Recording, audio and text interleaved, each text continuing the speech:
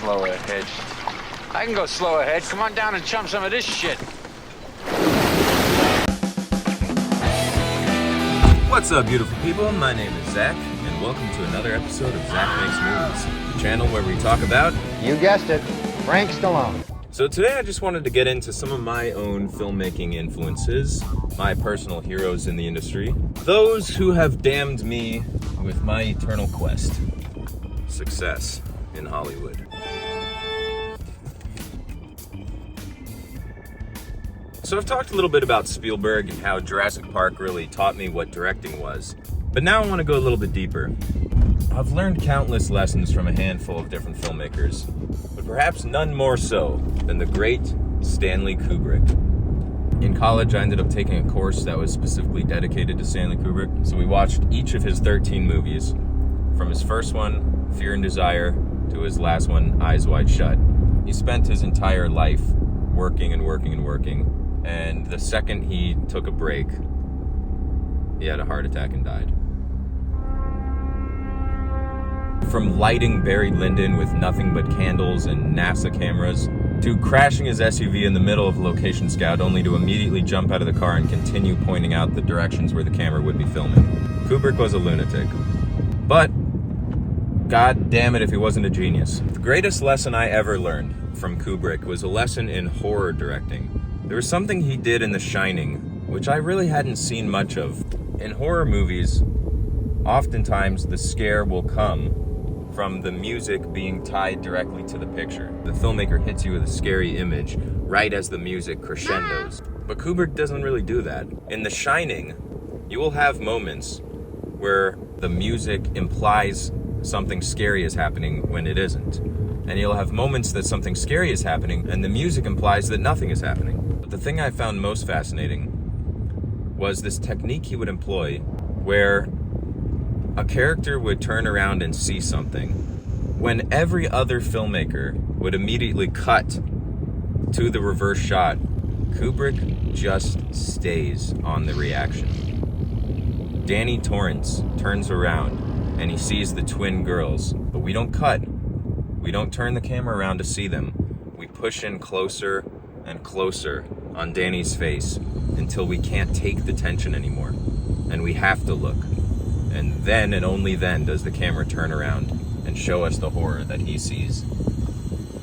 Kubrick is a genius. Kubrick is a one-of-a-kind filmmaker. 2001: A Space Odyssey is barely even a film, and yet it's the greatest one ever made. It's hard to describe that movie to someone who hasn't seen it before. The film was made in 1968, and the visual effects still hold up today. But enough about Kubrick. Let's move on to a couple of my favorite Italians. Dario Argento. Dario Argento is an Italian filmmaker whose films can only be described as perfect. He's a very unique filmmaker. Very, very interesting mind. He made a movie called Demons, which is about people in a movie theater watching a horror movie that suddenly comes to life. The demons come out of the screen and just wreck everyone in the movie theater. And that's the entire fucking movie. He famously made the film Suspiria, 1977. Suspiria is one of my favorite films. It's an absolute fucking masterpiece of visuals, horror, and music. The soundtrack to Suspiria is one of the most interesting and original that I've ever heard. It's this pulsing, melodic, hypnotizing beat that just keeps coming back over and over and over again. And each time you hear the song coming back, it does sort of the same thing that the music in Jaws does. It just tells you, the second you hear it, that shit's about to go down. And speaking of Italians, we have the great Sergio Leone. Sergio Leone made the Dollars trilogy. For a Few Dollars More is my favorite of the three. But The Good, the Bad, and the Ugly is an undisputed masterpiece of cinema. The music by Ennio Morricone is absolutely perfect, and the directing techniques are still being copied and utilized to this very day. I know you, don't I? I'm usually very good with names, but I'll be damned if I haven't forgotten yours. One of my personal heroes is John Hughes. John Hughes was a prolific writer of teen comedies and dramas. He was just brilliant at capturing the human experience. Breakfast Club is kind of a perfect template of character. Think of something like The Cabin in the Woods that's parodying classic horror films. You've got the jock, you've got the nerd, you've got the virgin, you've got the whore, and you've got the stoner. And that's all of these horror movies.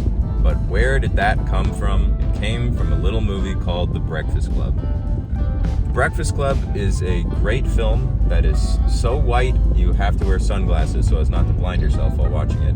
But that doesn't take away from the writing, directing, casting, and decades of inspiration that has come from it. Now, personally, I'm not that big of a fan of the movie. My favorite John Hughes films are Home Alone, which he wrote and was directed by Chris Columbus, the good one, and Ferris Bueller's Day Off, which he directed himself. Ferris Bueller's Day Off was one of the first movies I ever saw that broke the fourth wall. They were still parodying it as recently as Deadpool. But yeah, that movie was a game changer for me. I didn't really realize that you could have a movie that was so simplistic and yet so entertaining, have almost everything built around character, and just have as much fun as possible. That's what that movie was. It's almost a hangout movie in a way. A hangout movie is like Dazed and Confused. There's not really so much plot. It's more about going and seeing these characters that you've grown to love and wanting to come back and watch it again and again like you're hanging out with your old friends. Dazed and Confused is kind of the perfect version of that. The most recent example of that I can think of is Tarantino's Once Upon a Time in Hollywood. You know, there's always going to be some plot in those movies, but that's not why you go back and watch it again and again. You go back for the characters. You go back to hang out. And speaking of Tarantino, I remember seeing Pulp Fiction in high school and just having my mind absolutely blown. Again, I had no idea that you could employ these kinds of techniques in a film. Drawn out sequences that seem to have nothing to do with anything. You know, from the watch scene in Pulp Fiction to the anime scene in Kill Bill. It's a 7-minute diversion from the film, and we have no problem whatsoever. It just goes to show that there are no rules in cinema if you know how to break them properly. Tarantino's a director whose worst films are still great. And then you have his buddy Robert Rodriguez. Robert Rodriguez always inspired me because of the tale of how he made his first movie. El Mariachi is still one of the most impressive movies I've ever seen in my life to this day, just by virtue of knowing what went into it. And what went into it was not one goddamn dollar. He cashed in on goodwill with friends and family. He had a friend who had access to a jail cell in Mexico, so he used a jail cell in the movie. He found a tortoise walking across the street, so he decided to set up the camera and use it. Anytime you have a chance for production value, you jump on it.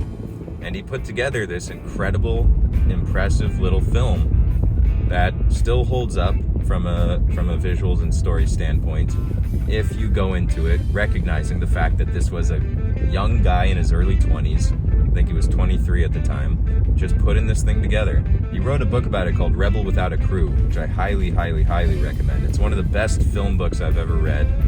Another young filmmaker inspiration was Sam Raimi. Sam Raimi, who famously went on to make the 2000s Tobey Maguire Spider-Man movies, started out with a little film called Evil Dead, which he made when he was 21, I believe, in a cabin in the woods. In a cave! With a bunch of scraps! Just using his brother and his buddies. Very, very, very creative makeup effects. And just a lot of persistence and creativity. He was an absolute genius. He put together something that no one had ever seen before. Kind of redefined the genre. He recognizes the most important aspect of cinema is fun. If you're not having fun, what are we doing here? Now, when it comes to writing dialogue, you can argue for the classics like Billy Wilder, but for my money, no one comes close in the dialogue game to the Coen brothers. The Big Lebowski has more quotable lines than any other movie I've ever seen. And then you've got No Country for Old Men, which couldn't be more different. One of the finest films ever made. 2007 was just a brilliant year of cinema. You had No Country for Old Men by the Coen brothers. Came out the exact same time as There Will Be Blood by Paul Thomas Anderson, who's another genius. And then you have the Farrelly brothers. The Farrelly brothers were inspirations of mine when I was a kid. I remember there was a film technique used in Me, Myself, and Irene where Jim Carrey goes to take a shit on his neighbor's lawn and suddenly it cuts to a close-up of chocolate frozen yogurt. And that kind of creative editing was something I'd never seen before. And another Farrelly Brothers movie, which I found very creative, was There's Something About Mary. Parsed throughout the film are these two guys, one playing guitar and one singing. They essentially narrate the movie sporadically throughout the film. But it's so creative, it's so good for comedy. Those guys are such cool, goofy doofuses. Another person that doesn't really get talked about much in the way of great inspiring filmmakers, but was one of my personal inspirations when I was younger, is Sylvester Stallone. Now, a lot of people know the famous story about Stallone. He went into a meeting to try to sell a script that he had written, and they didn't really like it, but he told them, hey, I have this other idea. It's a boxing movie. And then he went home and he had to write it. And they loved it, and they wanted to buy it from him. And he refused unless they let him be the star of the film. An unknown actor with a weird-looking face. This is the 1970s, by the way, so when they offered him $300,000 for the movie, it's a lot closer to $1 million today. And he said no. And so instead, he took a massive pay cut, took a risk on himself, and cast himself in the movie. Of course, Rocky goes on to win the Oscar, and he did pretty well after that, just by betting on himself. He crowbarred his way into the industry, and that was that. Famous Stallone story is that he had told his mother when he moved to Hollywood that he was going to give himself 7 years to succeed in LA. And 7 years to that day, he sold Rocky. And what that lesson told me as a kid was that I should do the exact same thing. I should tell myself, hey, I have 7 years, and then I must have lost my calendar because I'm not really sure how long it's been. But I'm not too worried about it. So that's good for now. But I'm sure if you guys want a follow-up, you'll let me know. But in the meantime, you guys have a beautiful day. You deserve it. No one deserves it more. Don't let anyone tell you otherwise. And yeah, that's all, folks. Bye.